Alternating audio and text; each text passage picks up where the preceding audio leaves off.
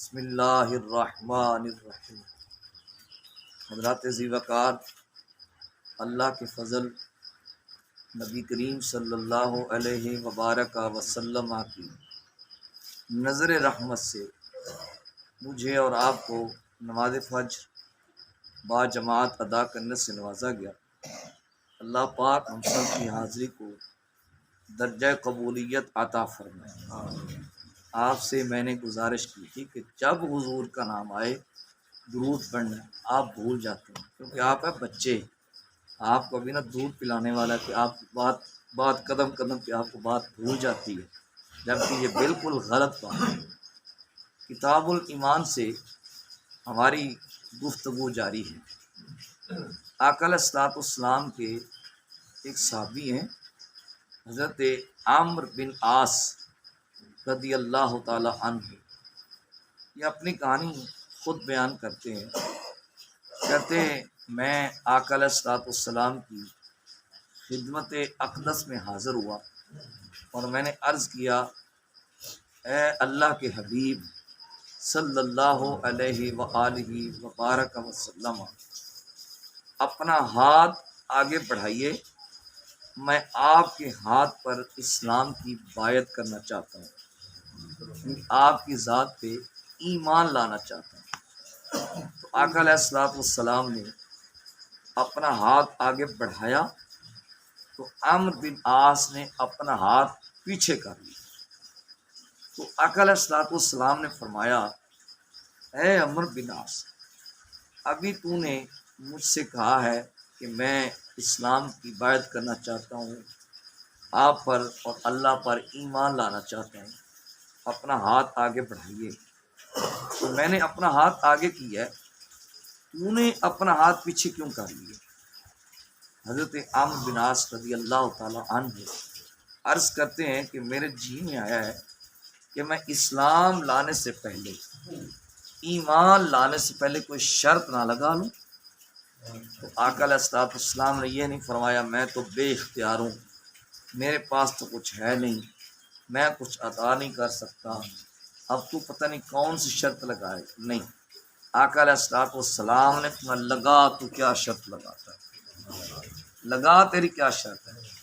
انہوں نے عرض کیا، اے اللہ کے حبیب صلی اللہ علیہ وآلہ وبارک وسلم، میں نے بڑے گناہ کیے، بہت گناہ گار ہوں، مجرم ہوں، تو مجھے اس بات کی آپ گارنٹی عطا کریں کہ جب میں اسلام لاؤں گا، ایمان لانے کے بعد کیا میری مغفرت ہو جائے گی، پہلے گناہ معاف ہو جائیں گے؟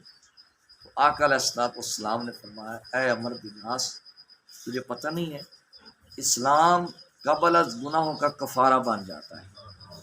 جب کوئی بندہ اسلام لاتا ہے، کوئی بندہ ایمان لاتا ہے، تو ایمان لانے کی برکت یہ ہوتی ہے کہ اس کے جو پہلے سابقہ گناہ ہوتے ہیں وہ معاف کر دیتے ہیں، وہ سارے اس کے گناہ نیکی میں بدل جاتے ہیں۔ یہاں پہ ایک مثال بھی میں آپ سے عرض کروں۔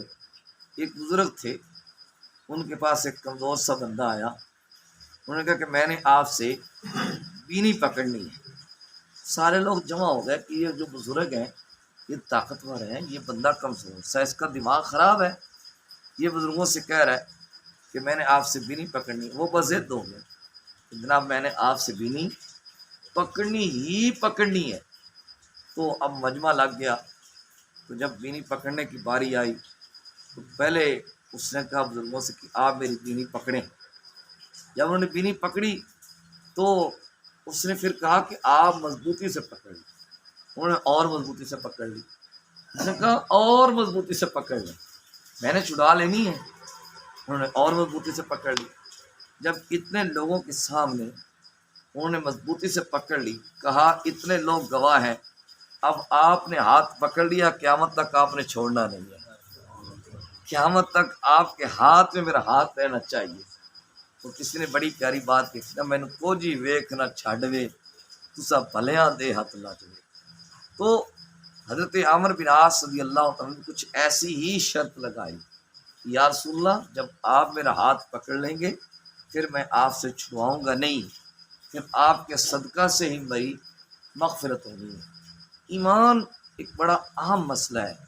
آج کوئی جب پیر کسی کے پیر کی کوئی مرید ہو جائے تو پیر کہتا بس میرے مرید ہو گئے ہو، اب تمہیں نمازوں کی کوئی ضرورت نہیں ہے، اب تمہیں قرآن پڑھنے کی کوئی ضرورت نہیں ہے، اب تمہیں نوافل کی کوئی ضرورت نہیں ہے، بس میرے گیت گاتے پھرو، میرے آستانے کا ذکر کرتے پھرو، تو تمہیں کسی قسم کی کوئی ضرورت نہیں ہے۔ آقا علیہ الصلوۃ والسلام سے بڑا پیر کون ہے اور صحابہ سے بڑا مرید کون ہے؟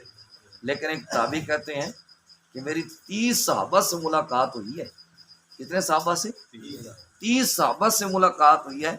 کہتے ہیں میں نے ان کو ایمان کے معاملہ میں بڑا فکر مند پایا، ایمان کی بڑی فکر ہے کہ کہیں ہمارا خاتمہ بغیر ایمان کے نہ ہو جائے، ٹھیک ہے، کہیں ہمارا خاتمہ بغیر ایمان کے نہ ہو جائے تو ہم کس بات کی محنت دیکھیں نا۔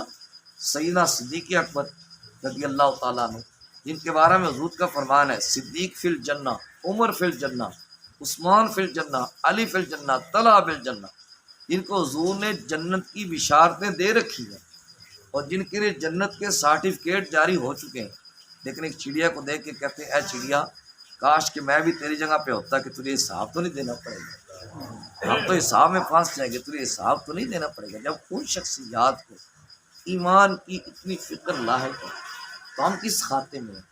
اس لیے ہمیں بھی 24 گھنٹے ہر لمحہ ہر گھڑی یہ دھڑکا لگا رہنا چاہیے کہیں ہمارا خاتمہ بغیر ایمان کے نہ ہو جائے۔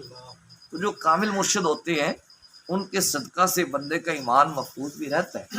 حضرت شیخ فخر الدین رازی رحمۃ اللہ تعالی بہت بڑے مفسر گزرے ہیں، ٹھیک ہے، بہت بڑے مفسر گزرے۔ جب ان کا آخری وقت آیا تو شیطان ان کے پاس انسانی شکل میں آ گیا، کہتا ہے اے فخر الدین رازی تیرے پاس دلیل کیا ہے کہ رب ایک ہے؟ آپ نے ایک دلیل دی، یہ خبیث بھی عالم ہے، اس نے توڑ دی۔ آپ نے دوسری دی، اس نے توڑ دی۔ آپ نے تیسری دی، اس نے توڑ دی۔ آپ نے 360 دلیلیں دی، اللہ کے ایک ہونے پر 360 دلیلیں پیش کی، تھوڑی نہیں ہے، بہت زیادہ ہے، لیکن اس نے توڑ دی۔ ادھر ان کے شیخ حضرت نجم الدین کبریٰ رحمۃ اللہ تعالی علیہ سارا منظر دیکھ رہے تھے۔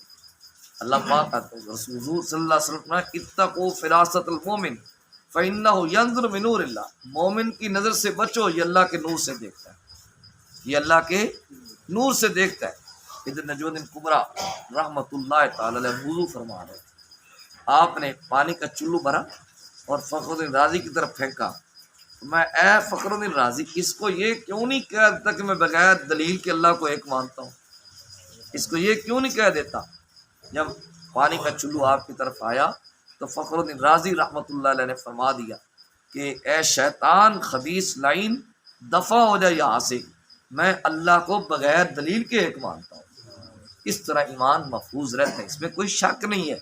کامل مرشد ہو، پابند شرع ہو، شرع کا پابند ہو تو ان کی برکت سے اللہ تعالیٰ بندے کی حفاظت فرماتا ہے، ٹھیک ہے۔